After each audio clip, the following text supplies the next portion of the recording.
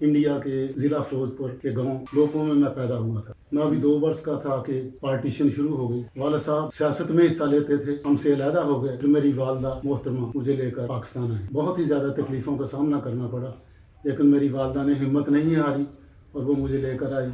उनकी ख्वाहिश थी यहाँ पाकिस्तान में आकर कि मैं अपने बेटे को कोई ऑफिसर बनाऊँ। वो इस मकसद में कामयाब हुई। उन्होंने मेरी परवरिश अच्छे तरीके से की।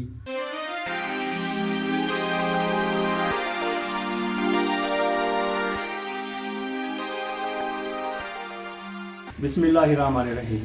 आज मैं हूँ खालिद लतीफ़ खाला साहब के साथ। कहाँ पे हूँ? शोरकोट शहर में। खालिद लतीफ़ खाला साहब मेरे उस्ताद हैं। इन्होंने हमें तालीम के ज़ेवर से आरास्ता किया और तालीम से ज़्यादा खालिद लतीफ़ खाला साहब ने हमारी तरबियत की। आपके शागिर्दों की तादाद हज़ारों में है, कई हज़ार में। और इसी तरीके से जिस तरीके से हमारी खालिद लतीफ़ खाला साहब ने तरबियत की, बाकियों की भी इसी तरीके से की। उस्ताद का बड़ा दर्जा होता है, बड़ा मर्तबा होता है, लेकिन खालिद लतीफ़ खाला साहब से जैसे उस्ताद बहुत ही कम होते हैं। हमने अपनी ज़िंदगी में यही देखा है।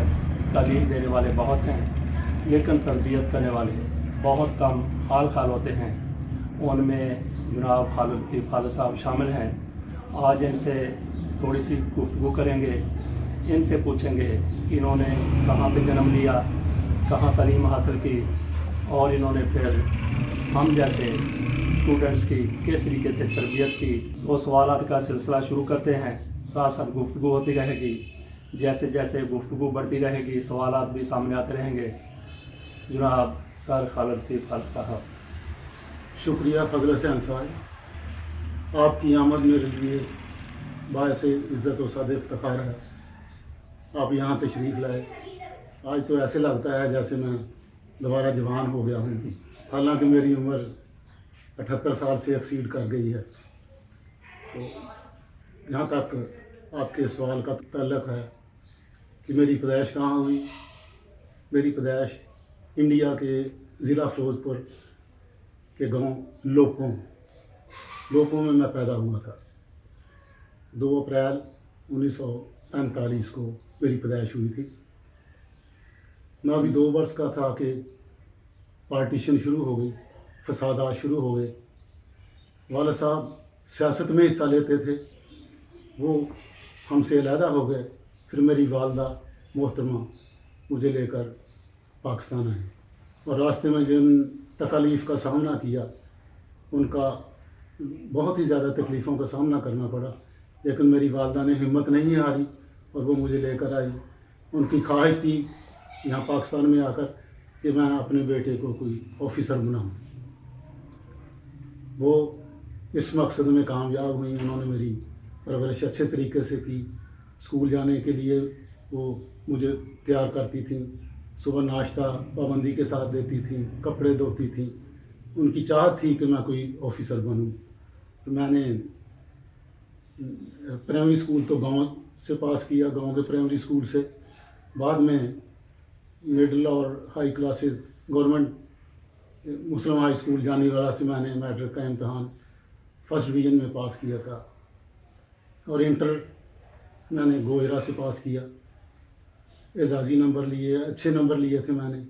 फिर डिग्री कॉलेज फैसलाबाद में दाखिल हुए। वहाँ से मैंने बीए में फर्स्ट डिवीज़न ली।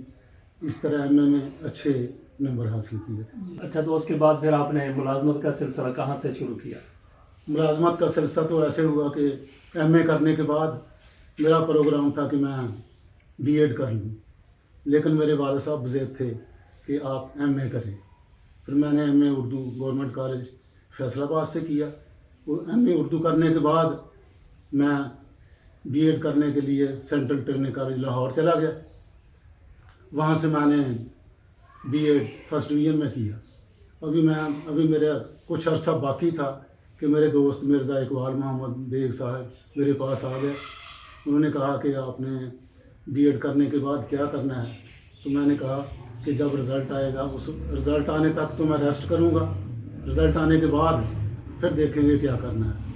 انہوں نے کہا کہ میں نے بچے کی ضلع شیخوپور سے ایک اسکول کھولنا ہے، بہتر ہے کہ آپ میرے ساتھ کام کرنا ہوگا۔ چنانچہ میں اپنا بستر وہاں سے لے کر گھر نہیں گیا، بلکہ بچے کی میں چلا گیا۔ وہاں پر اقبال ماڈل ہائی اسکول کے نام سے ایک اسکول کھولا، پھر اس میں ہم نے بڑی جانفشانی سے محنت سے کام کیا۔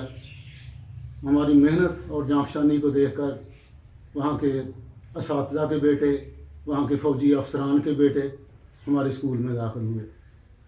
ہمارا کام صرف تعلیم نہیں تھا، ہم ان کی تربیت بھی کرتے تھے، اور ہم نے اسی جذبے کے تحت بہت سارے شاگرد پیدا کیے۔ باقی اسکولوں میں رہ کر میں اتنے شاگرد نہیں بنا سکا جتنے ہم نے government Iqbal model high school بچے کی میں شاگرد پیدا کیے، جن میں ایک تو فضل حسین عوان صاحب ہیں، جن کا تعلق نوائے وقت سے رہا، اور بھی کافی طویل فہرست ہے، جن میں بریگیڈیئر عبداللطیف بابر اور بریگیڈیئر آفتاب، بریگیڈیئر محمد اسلم کوٹ فاضل والے جی، رانا عبدالرحیم صاحب، اور وہ ڈائریکٹر رہے ہیں اس میں، کمانڈنٹ رہے ہیں۔ ان کے علاوہ اور کافی سارے شاگرد ہیں، رانا افضال لیفٹیننٹ کرنل آج ریٹائر ہوئے ہیں۔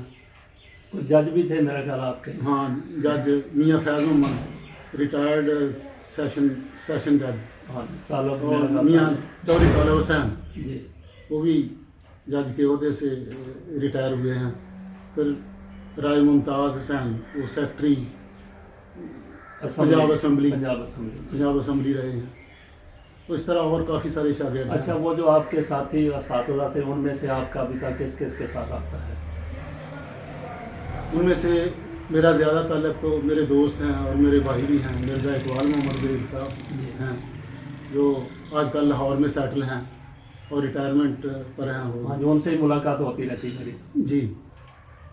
تو ان کے علاوہ تو ایک ہمارے پی ٹی آئی تھے اللہ صاحب، ان کے ساتھ بھی میرا رابطہ رہتا ہے۔ محمود صاحب سائنس ٹیچر تھے ہمارے، ان کے ساتھ میرا تعلق ہے، ان کا بھی حال چال پوچھتے رہتے ہیں۔ اور رانا عصمت اللہ صاحب اور ذوالفقار صاحب سائنس ٹیچر تھے ہمارے، ان کے ساتھ بھی میرا رابطہ ہے۔ ریاض صاحب کے ساتھ نہیں ہوتا رابطہ؟ ریاض صاحب تو میرے بہت اچھے دوست تھے، ان کے ساتھ بھی میرا۔ اچھا، مجھے یاد آ گیا کہ اسلم صاحب ہوا کرتے تھے کلرک، وہ کبھی کبھی میں پڑھا بھی دیتے تھے۔ ہاں، بچے کی بات، وہ میرے اچھے شاگردوں میں سے ہیں، فوت ہو گئے ہیں۔ اللہ ان کی مغفرت کرے، اللہ ان کو جو اپنی جوار رحمت میں جگہ دے۔ وہ میرے بہت اچھے، میرے بچوں کی طرح تھے۔ وہ آپ کے شاگردوں میں مجھے بھی یاد ہے کہ ہمارے کلاس فیلو ہوتے تھے رائے محمد منشا، ریٹائر ہوئے، ولایت وکیل، وہ اے ایس آئی بنے، اور اے ایس آئی کے طور پر ہی وہ ریٹائر ہوئے ہیں، ان کے ساتھ بھی میرا رابطہ ہے۔ ہاں جی، بڑے اچھے ایڈوکیٹ وہ ولایت علی خان، وہ بہت اچھے شاگرد تھے۔ ان کو تو میں ولایت علی مجاہد کہا کرتا تھا، آج کل چوٹی کے وکیل ہیں۔ ہاں جی، اور رائے طارق سلیم لاہور میں ہوتے ہیں، ایڈیشنل ایڈوکیٹ جنرل رہے ہیں ماشاء اللہ۔ ہاں، وہ میرے شاگردوں میں سے ہیں۔ ہاں جی، آپ کے تو بہت سے ہمارے کلاس کے جو شاگرد تھے، ان کے ساتھ میرا رابطہ رہتا ہے، آپ کا اکثر تذکرہ ہوتا رہتا ہے۔ اصل میں نے جو کمائی کی ہے نا، وہ اپنے شاگردوں کی کمائی کی ہے۔ مجھے انہیں پر فخر ہے، یہ میرے بچوں کی طرح ہیں، میں سمجھتا ہوں یہی میرا سرمایہ ہے جو میں۔ اچھا، آپ سے سوال یہ بھی کرنا تھا کہ پارٹیشن کے دوران آپ جب آ رہے تھے، آپ نے ہمیں ایک وہ پورا کا پورا واقعہ بھی بتایا تھا، سنایا تھا کہ کس طریقے سے آپ کو وہ ایک برچھی لگ گئی تھی۔ جی، تو پاکستان بنتے آپ نے اس طریقے سے تو نہیں دیکھا جیسے نوجوانوں نے دیکھا، لیکن پاکستان جب بن رہا تھا آپ اس میں متاثر ضرور ہوئے تھے۔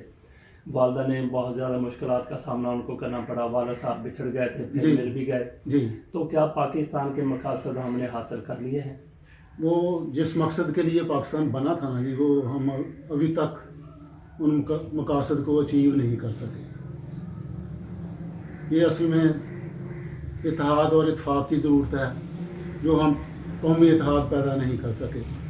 तो आप कौमी रहनुमा जो हैं उनकी आपस की चपलेस की वजह से वो मकासद हासिल नहीं कर सके। अगर कौमी इत्तेहाद और यकजहती हो तभी जाकर ये सब कुछ मुमकिन है, लेकिन हम इससे ताहाल महरूम हैं। सर आपसे इंशाल्लाह रब्ता रहेगा, मोबाइल पर भी आपसे बातचीत हो जाया करेगी, ऐसे हम आपके ना गुफ्तगू रिकॉर्ड करते रहेंगे। नाज़रीन, आपने मेरे उस्ताद साहब की बातें सुन ली। खसूसी तौर पर मैंने ये रिकॉर्डिंग इसलिए भी की है कि सर के जो साथी रहे हैं, जो टीचर रहे हैं, उन तक भी इनका पैगाम पहुँच जाए और इनके सेहत के हवाले से भी सूरत हाल आपके सामने आ जाए, और जो इनके शागिर्द रहे हैं उन तक भी इनकी आवाज़ पहुँचानी थी। वैसे माशाल्लाह से 80 साल के करीब होने वाले हैं खालिद लतीफ़ खालिद साहब, 78 साल उम्र हो गई है, लेकिन इस उम्र में भी बिल्कुल फिट हैं, बिल्कुल ठीक हैं, सेहत बिल्कुल ठीक है। अल्लाह ताला से दुआ करते हैं कि अल्लाह ताला मज़ीद भी आपको सेहतमंद रखे, सलामत रखे, ता क़यामत सलामत रखे। इसके साथ इजाज़त दीजिए। अल्लाह हाफ़िज़।